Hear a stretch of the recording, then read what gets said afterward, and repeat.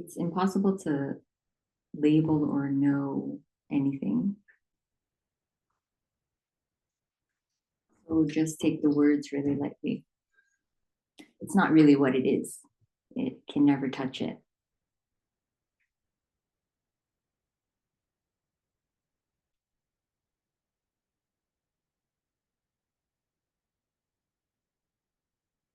And it becomes almost foolish to speak about it, to speak about anything, because it's just ridiculous.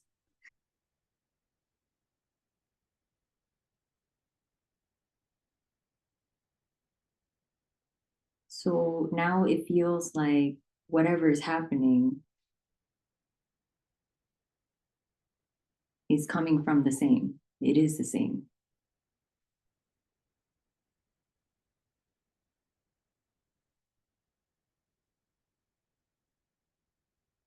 You can kind of say that it's one happening.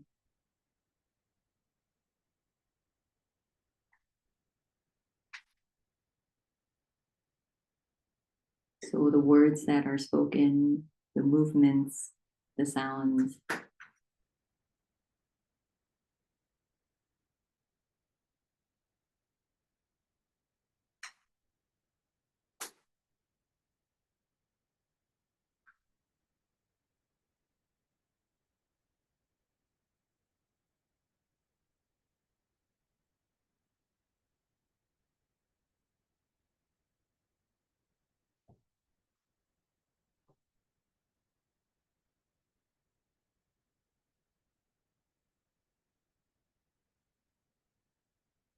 that's it. That's everything.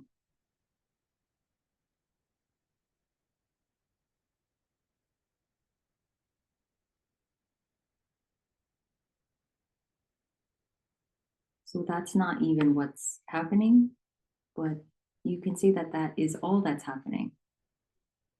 Like the mind, whatever the mind interprets as actually as a knowing of what's happening, the illustration of what that is, the narrative, that is not actually what this is. But it's miraculous that these bodies can interpret in that way. It can make stories, it can create this progression and contrast and variety and this and that, good and bad, important, not important, special, not special,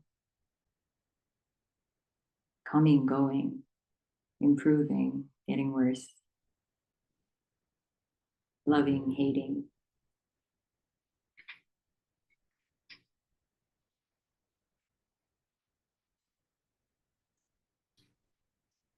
So in a way, that variety is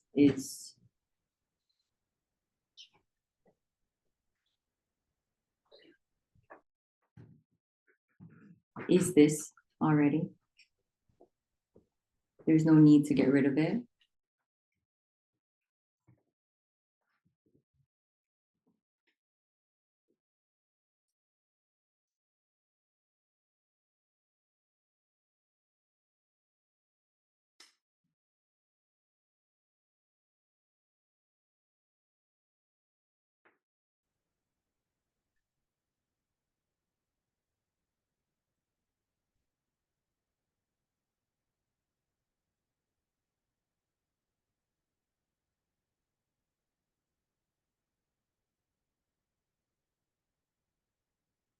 You kind of have to see that that's not in anyone's control.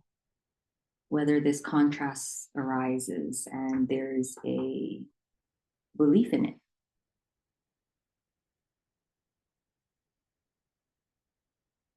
it doesn't matter. It doesn't make it not this. And I think I had to see that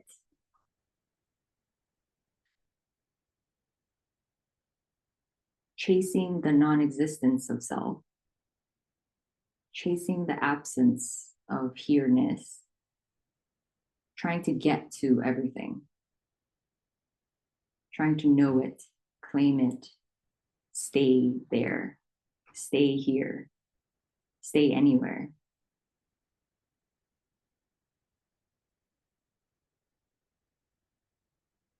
somehow created this sense in the body that this isn't it.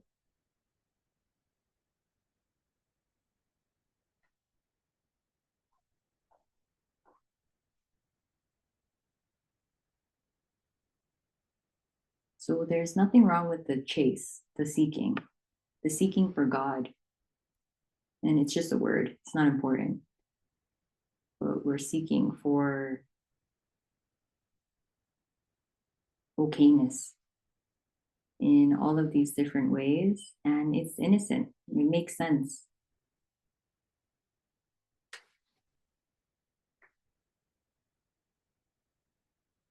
That's what we've been taught to do.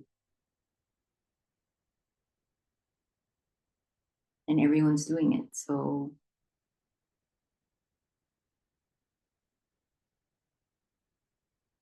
even though as a young child, you might think that actually, why do I have to prove myself? Why do I have to mold myself into what other people believe is correct or right, more acceptable, more lovable?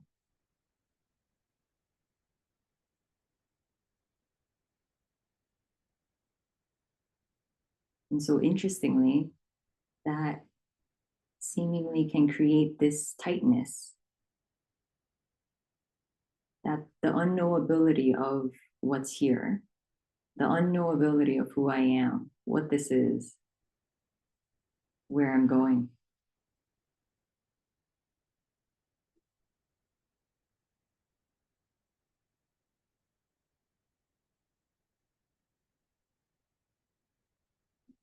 It becomes kind of tight and restricted.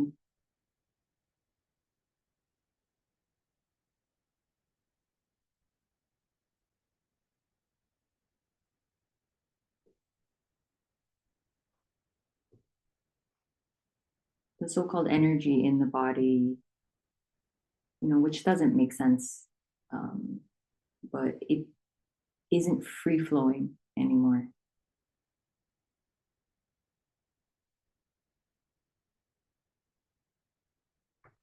It becomes sort of locked down.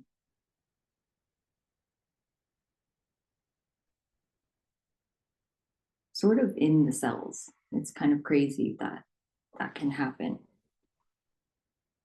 But it's not obvious that that is what's happening until or unless it dissolves, because then you can sense the absence of that. But when it's there, that's this. It doesn't matter. You can't get rid of it.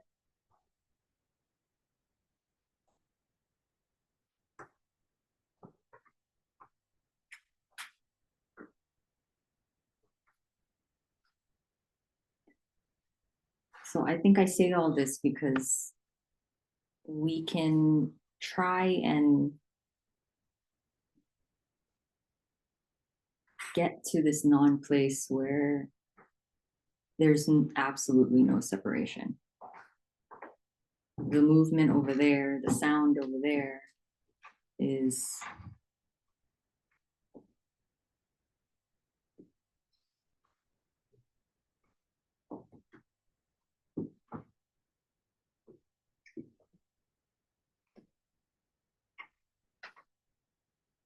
no different than the movement of this hand.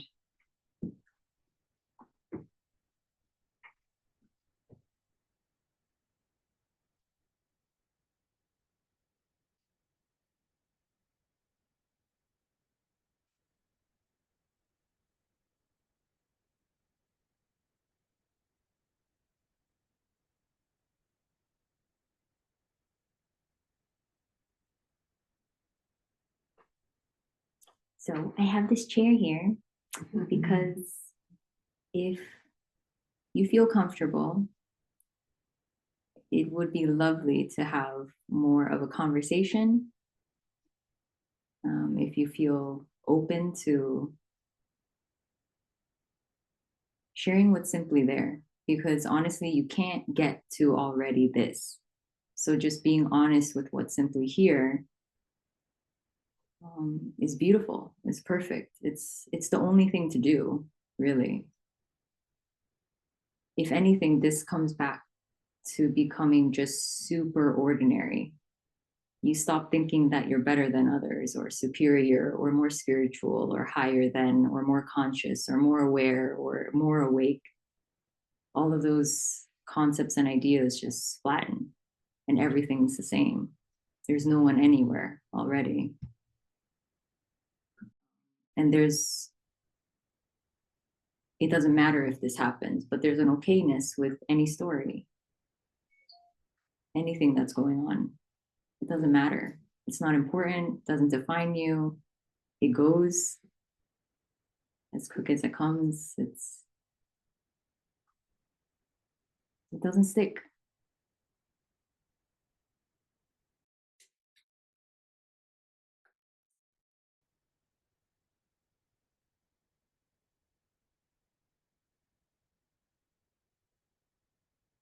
But I feel like part of the real beauty in this was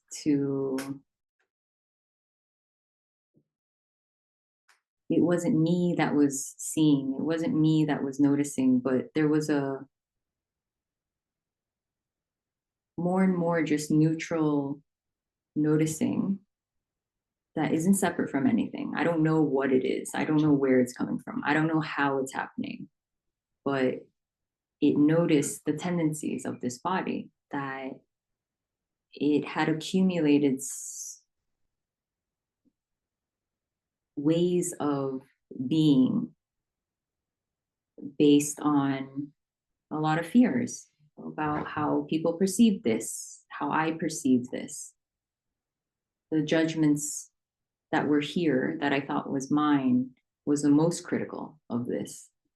And it controlled and manipulated how this spoke, how it looked, how it walked, how it presented itself, what it said. And it was exhausting. It felt unbearable at times to live that way. But it was actually really beautiful to see that that was still happening, that there was still an obsession sometimes with acne on the face and picking at it, but it didn't even matter anymore. It was just like, yeah, I get it. We all have these weird tendencies.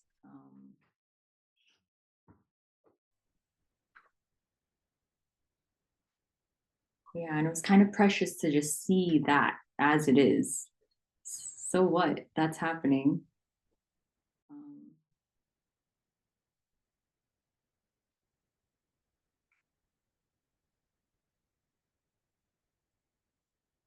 and it doesn't even need to stop. It doesn't need to go away. It doesn't need to be any different. This body can be very awkward, but I don't even care.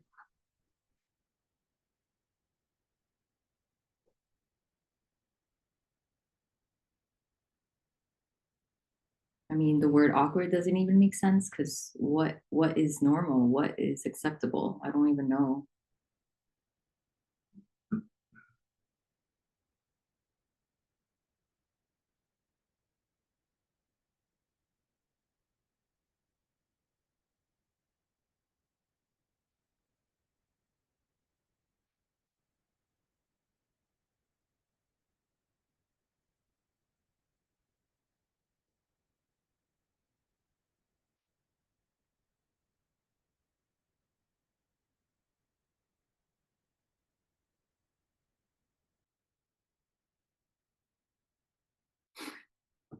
So, you want to go? Okay, cool. So someone asked a really great question. Asked to touch on something, and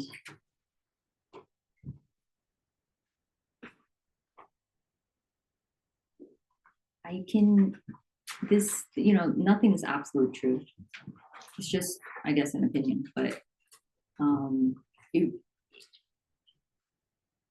there's no beginner. There's no more advanced. You know, It's not like an accumulation of knowledge can get you closer to this, or more practice can get you closer to this. More effort can get you closer to this. It's not the case. Actually, I think that if you have less spiritual baggage, if you haven't heard a lot, but perhaps you're so-called connected to what's here in the body, whatever you want to call it. I feel like it's easier for people to get it, because then they're not that you get anything, but there's less roadblocks. There's less, wait, I should do this first, right? Or I should perfect this first, or become more advanced at this, which, keeps the spiritual seeker going. But there's no problem with that. It's not that it's a bad thing.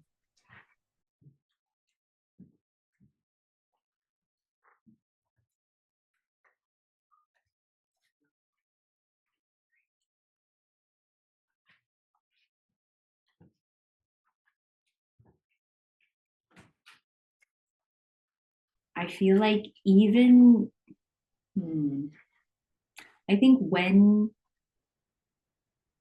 the real shit was coming up, like the nitty gritty,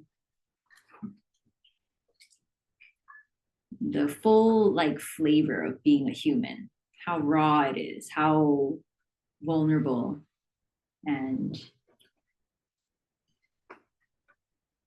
so-called flawed it can be, when that was coming up,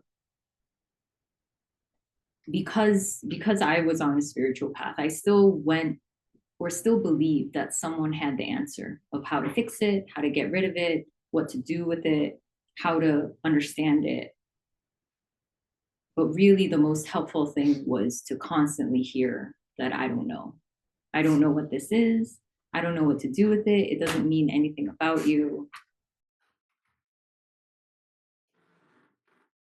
There's no way to constrict and confine it anymore. There's no way to make it into something again, make it into a project of mine. And once I get rid of this, then I'm more spiritually awake, or, it becomes a claiming again of some sort. But again, nothing wrong with it. I'm just describing that there's so many apparent authorities out there or figures out there that can portray more of a sense of I've got it and you don't. And it's unfortunate. It's not true. Just as a description, this is the same as an ant or the floor or a dog. That's what's seen. The equality, the sameness, the equalness. I have not become above anything. If anything, everything has flattened.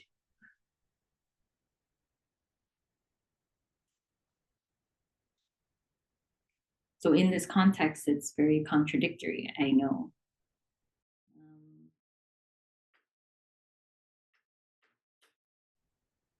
But I do just want to say that I am normal, very normal.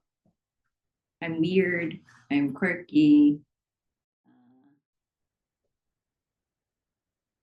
This is fully able to finally be itself, basically. And that is really the freedom. No one is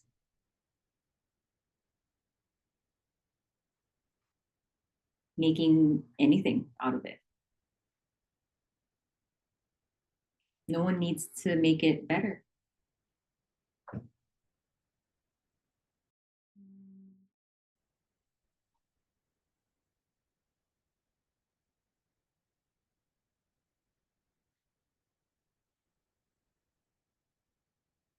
Yeah.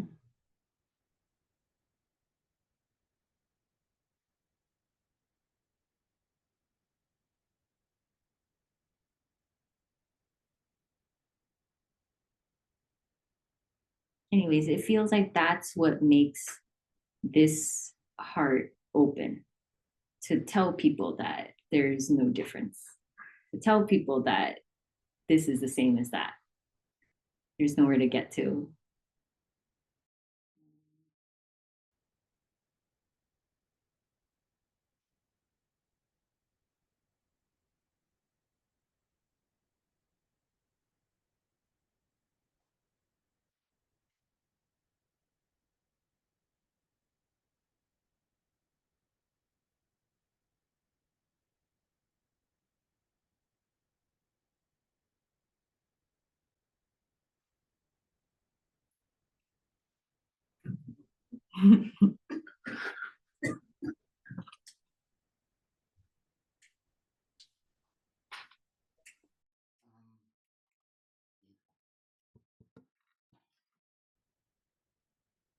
And take your time, no rush.